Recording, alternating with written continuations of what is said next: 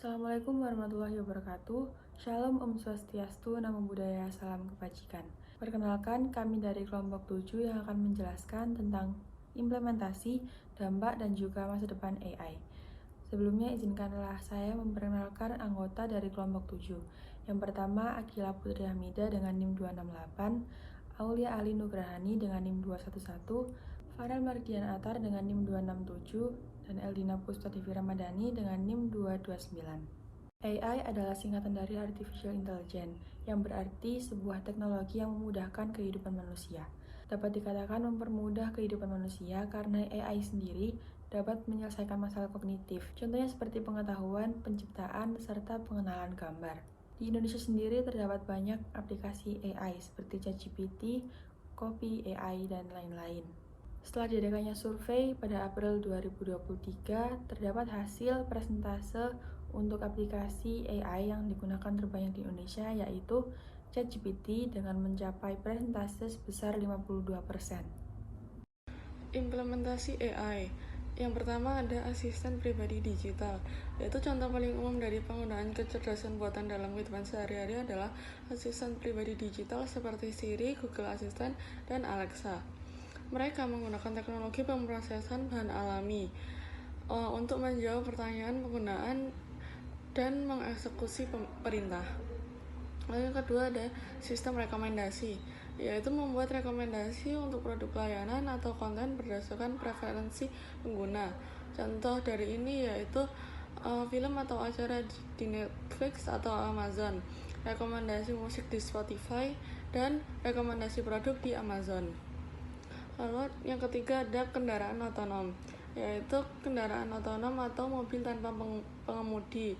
Contoh dari ini adalah mobil otonom menggunakan teknologi machine learning dan computer vision untuk mengenali objek dan mengambil keputusan secara otomatis. Seperti mobil yang hanya bicara saja tapi dia paham dengan apa perintahnya. Lalu yang keempat ada pengenalan suara dan wajah, yaitu digunakan di banyak aplikasi seperti pengamanan perangkat, identifikasi penggunaan dalam aplikasi perbankan, dan pengenalan wajah pada kamera pengawas.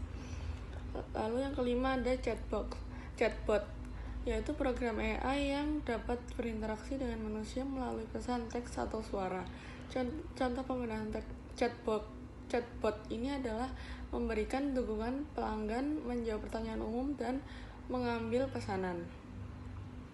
Lalu yang keenam ada deteksi penipuan, yaitu digunakan untuk mendeteksi penipuan dalam bisnis dan keuangan, seperti memprediksi risiko kredit atau mengidentifikasi aktivitas mencurigakan pada transaksi keuangan. Yang ketujuh ada penerjemah bahasa, yaitu aplikasi penerjemah bahasa seperti Google Translate yang menggunakan teknologi pemrosesan bahasa alami untuk menerjemahkan teks dan ucapan dari satu bahasa ke bahasa lain secara otomatis. Yang ke-8 ada GPS navigation, yaitu teknologi yang ditanamkan di GPS sendiri itu cukup rumit karena prosesnya menggunakan big data. GPS di sini tak hanya mampu memprediksi jarak dan waktu saja, tapi juga mampu mendeteksi seberapa macet jalanan yang hendak dilalui dengan berbagai simbol warna. Dari sini kemudian pengguna diberikan opsi rute tercepat agar terhindar dari kemacetan tersebut. GPS juga memiliki fitur 3 dimensi yang memungkinkan untuk melihat view lokasi secara 3 dimensi hanya lewat layar gadget. Yang kesembilan ada keyboard virtual, yaitu kemampuan AI yang artinya tuh mereka belajar. Misalnya contohnya yang dibekali dengan fitur autocorrect yang berfungsi mengoreksi salah ketik. AI memiliki dampak positif dan negatif yang perlu diperhatikan. Dampak positif dari AI antara lain 1. Meningkatkan produktivitas kerja dan efisiensi operasional. 2. Membantu proses pengambilan keputusan. 3. Mendorong inovasi teknologi. 4. Mempermudah proses pengolahan data dan informasi. Sedangkan dampak negatif dari AI antara lain 1. Kecerdasan buatan yang lebih kuat, strong AI, masih belum sepenuhnya terwujud. 2. Hilangnya lapangan pekerjaan yang dapat digantikan oleh robot dan AI. 3. Ketimpangan ekonomi yang mungkin terjadi karena biaya yang tinggi untuk pengembangan dan implementasi AI. 4. Masalah privasi dan keamanan data yang mungkin terjadi karena penggunaan AI. Selanjutnya ada masa depan AI. Masa depan AI untuk yang pertama ada teknologi medis. Manfaatnya yaitu untuk meningkatkan diagnosis medis dan memprediksi penyakit sesuai dan juga merancang terapi yang disesuaikan secara individual.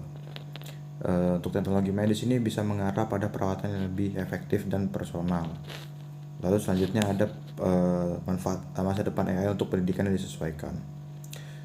Keuntungannya yaitu adalah sistem AI dapat menyediakan pendidikan yang disesuaikan dengan kebutuhan individu.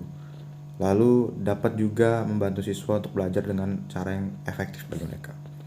Lalu ada transportasi otonom. Nah, untuk masa depan AI sebagai transportasi otonom ini untuk mengurangi kecelakaan dan kemacetan lalu lintas serta memberikan mobilitas yang lebih besar kepada orang-orang yang terbatas.